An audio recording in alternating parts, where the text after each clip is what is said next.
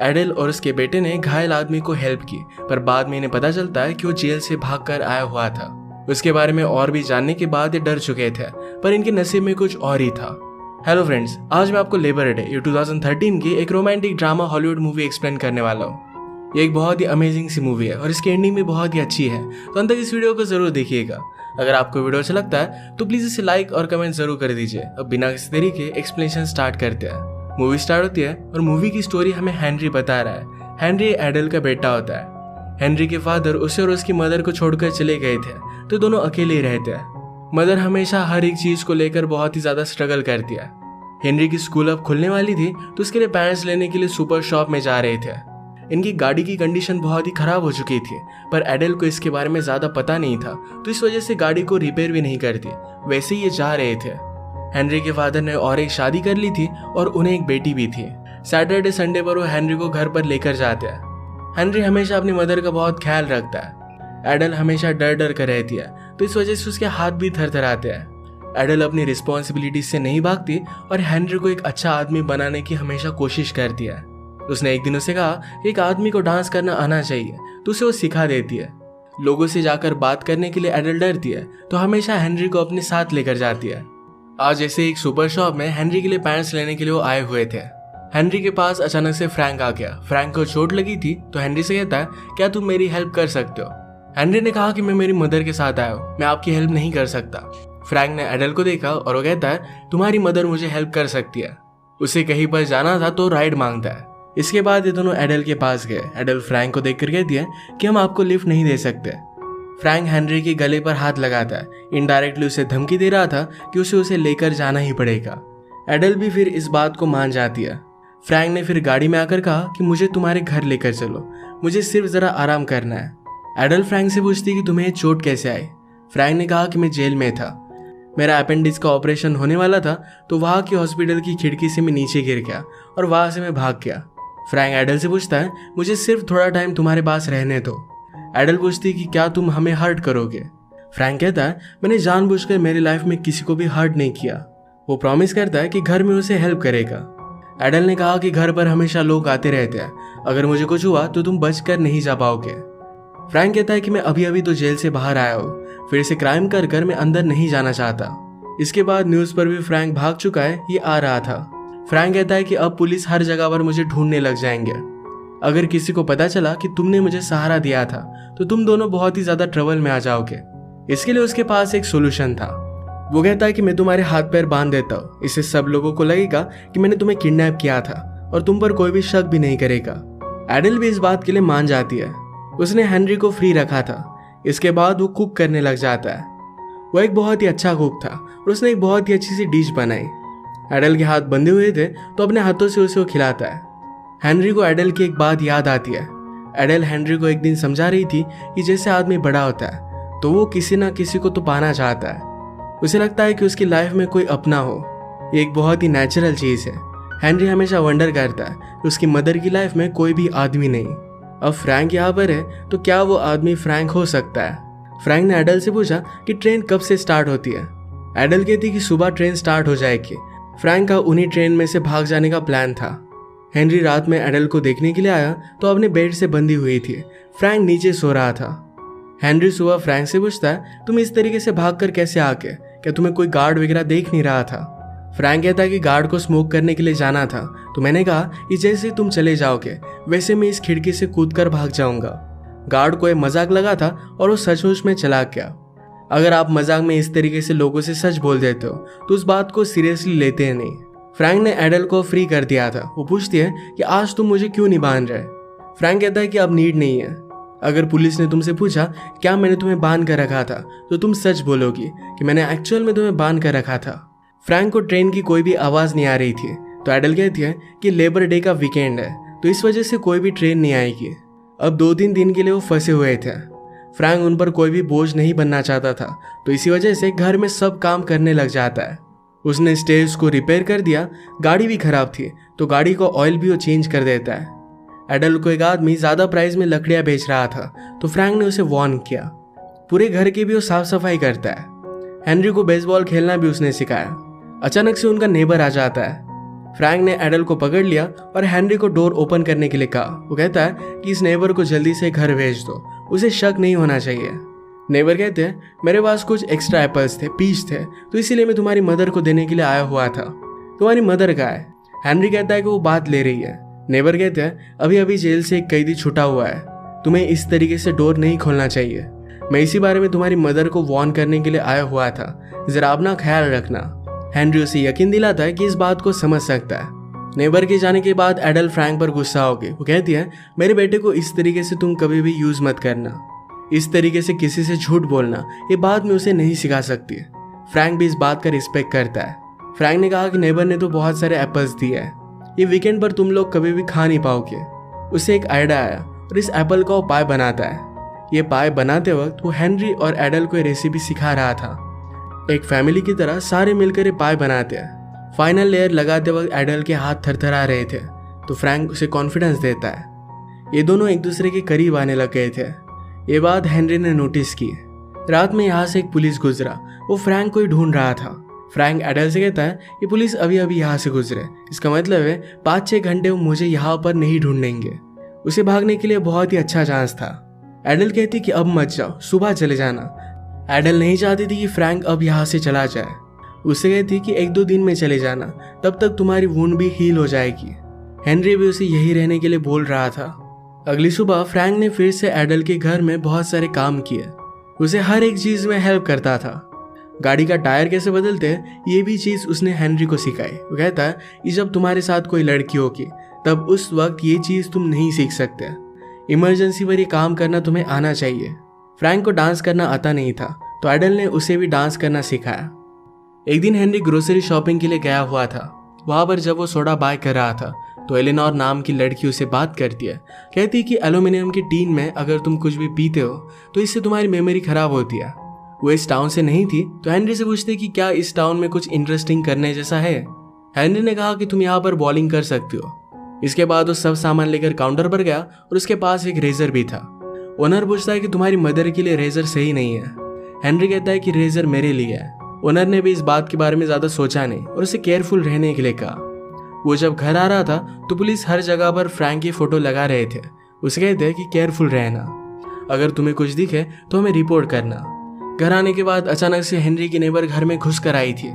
Frank डर कर वहीं पर छुप जाता है।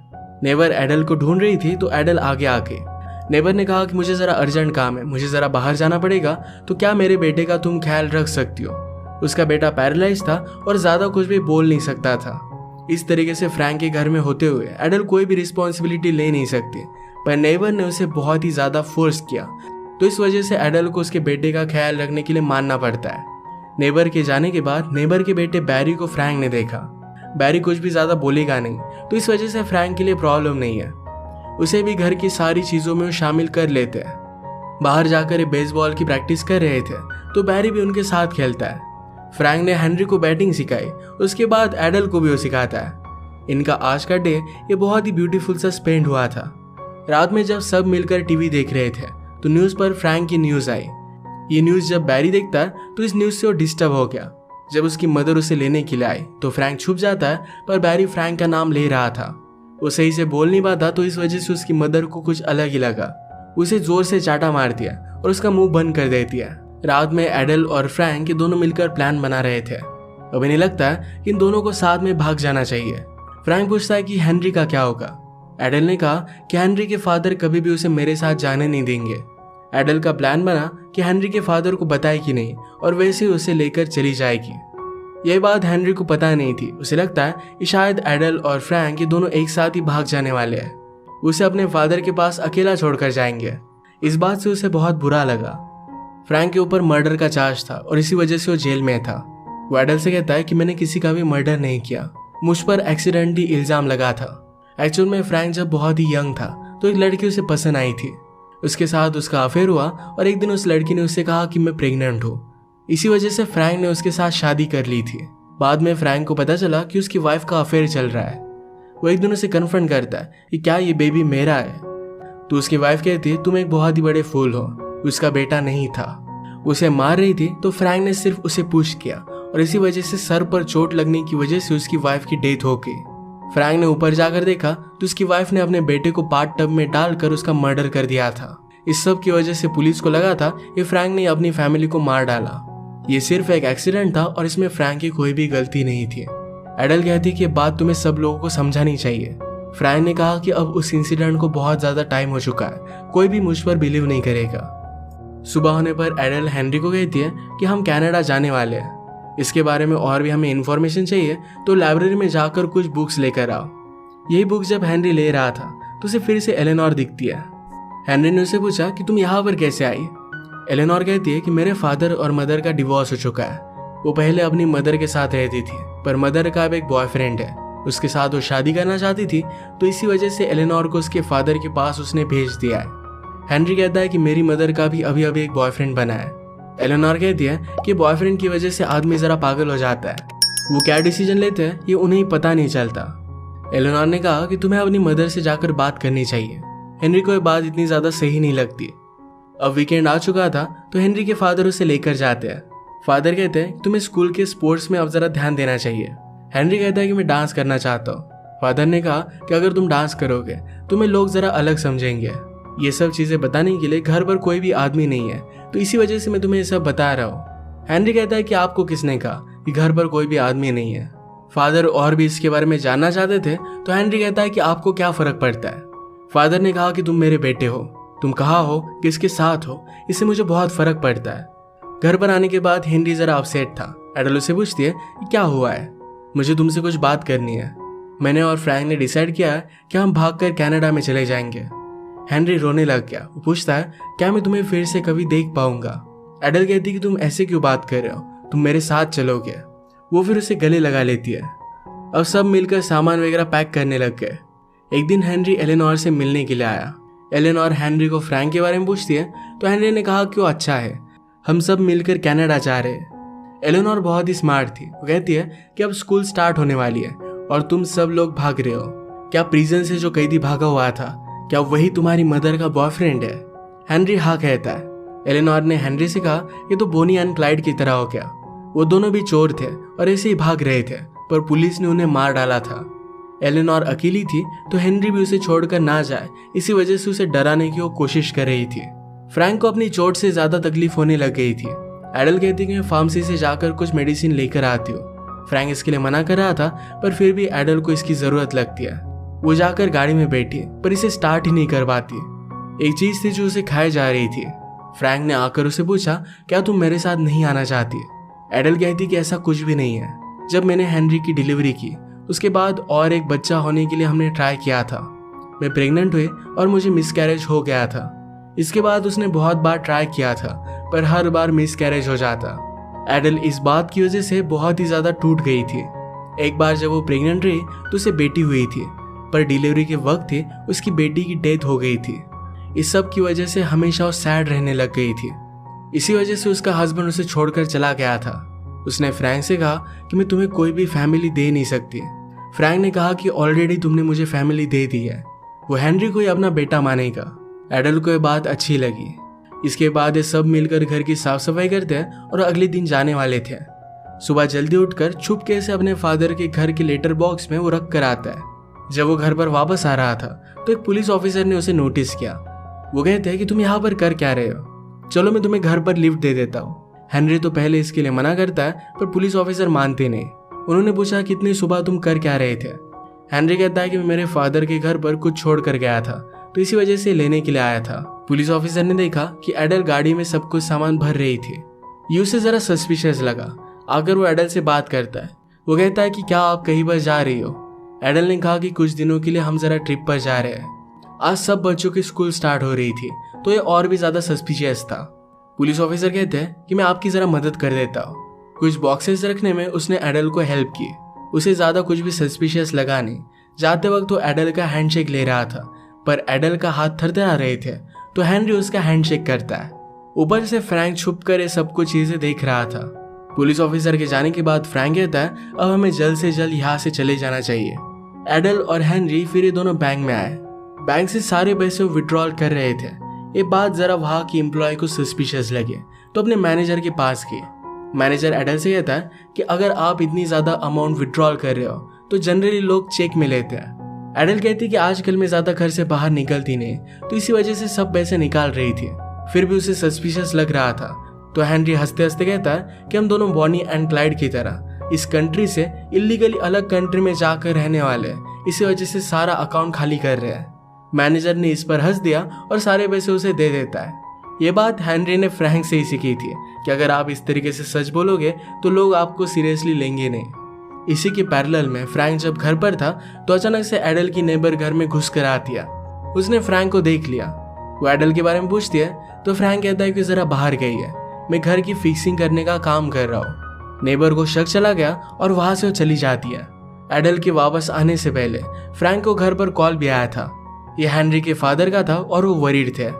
एडल जब घर पर आई तो फ्रैंक कहता है कि हमें जल्दी से यहाँ से निकल जाना चाहिए, लोगों को शक होने लग गया है। अचानक से पुलिस के सायरन की आवाज आने लग गई। ये रियलाइज करता है कि अब वो भाग नहीं सकते। फ्रैंक ने फिर रस्सी लेकर एडल और हेनरी दोनों को बांध दिया। फ्रैंक हेनरी से कहता है कि तुम एक बहुत ही अच्छे लड़के हो, अगर किसी लड़की ने तुम्हें बैड फील कराया तो लड़की तुम्हारा टाइम डिजर्व नहीं करती। फ्रैंक एडल से कहता है कि मैंने तुम्हारे साथ जो टाइम स्पेंड किया इसके लिए मैं फिर से 18 साल जेल में जा सकता हूँ। इसके बाद फ्रैंक ने सरेंडर कर दिया। उसने एडल और हेनरी के हाथ बांधे थे, यानी सबको लगे कि एडल उसमें इन्वॉल्व नहीं थी, उसे कोई भी प्रॉब्लम ना आए। फ्रैंक को अरेस्ट होकर फिर से सजा हो गई। एडल ने प्रोस्टिक्यूटर से बात कर फ्रैंक को जेल से बाहर निकालने की कोशिश की, पर प्रोस्टिक्यूटर एडल से कहता है कि अगर तुमने सब कुछ सच सच बता दिया तो शायद तुम्हें प्रॉब्लम आ सकता है, तुम्हारी हेनरी की कस्टडी भी जा सकती है। एडल हेनरी को खोना नहीं चाहती थी, तो इस वजह से वो कुछ भी कर नहीं पाती। कुछ मंथ के बाद एडल ने रियलाइज किया था कि हेनरी को अपने फादर के पास रहना चाहिए, तो अपनी कस्टडी उसने दे दी थी। उसने फिर फ्रैंक से मिलने की भी कोशिश की थी, पर फ्रैंक सॉलिटरी में था तो जेल में उसे मिल नहीं पाया। वो हर रोज उसे लेटर लिखती थी, पर बाद में सब लेटर उसके वापस आके फ्रैंक को ऑलरेडी ट्रांसफर हो चुका था। इसके बाद हम देखते हैं कि बहुत सारे साल गुजर जाते हैं। हेनरी अब कॉलेज में जाने वाला था। उसकी एक गर्लफ्रेंड बनी थी और फ्रैंक ने उसे जो भी चीजें सिखाई हुई थी लाइफ में उसे हेल्पफुल होती है। एक दिन हेनरी के फादर ने उससे बात की, कहा कि तुम्हारी मदर बहुत ही ज्यादा ब्यूटीफुल थी, वो हमेशा प्यार में रहना चाहती थी। जब हमारी लाइफ में प्रॉब्लम आए तो बहुत ही ज्यादा सैड हो चुकी थी, अगर कोई दूसरा आदमी होता तो उसे हेल्प करता, पर बहुत ज्यादा टाइम गुजर चुका था और मैं एक नॉर्मल लाइफ चाहता था, तो इसी वजह से मैंने तुम्हारी मदर को छोड़ दिया। मैंने तुम्हारे साथ ये जो सारे साल बिताए, मैं सिर्फ तुम्हारे साथ बॉन्डिंग करना चाहता था, मैं तुम्हें खोना नहीं चाहता। हेनरी भी अपने फादर को माफ कर देता है। उसने फादर से कहा कि लास्ट समर में मेरी मदर के साथ बिताना चाहता हूँ। वो पूरा समर एडल का ख्याल रखता है। इसके बाद और भी साल गुजर गए। हेनरी की शादी हो गई थी। उसने अपनी एक बेकरी डाली थी, जो रेसिपी फ्रैंक ने उसे सिखाई थी, उसकी बहुत ही फेमस बन गई थी। एक मैगजीन में भी उसकी फोटो आई थी। ये फोटो जेल में फ्रैंक देखता है और इसे उसने पहचान लिया। उसने फिर हेनरी को एक लेटर लिखा। वो कहता है कि उस पर वो बहुत ही ज्यादा प्राउड है। अब वो जेल से निकलने वाला था और चाहता था कि एडल के साथ वो जाकर रहे, एक फैमिली की तरह रहे। ये करने के लिए पहले उसने हेनरी की परमिशन ली। हेनरी लिखता है कि मदर का एड्रेस चेंज नहीं हुआ है, आप उन्हें लेटर लिख सकते हो। हेनरी भी चाहता था कि उसकी मदर खुश रहे। फ्रैंक ने फिर लेटर लिखा और जिस दिन वो जेल से बाहर निकला तो एडल उसका वेट कर रही थी।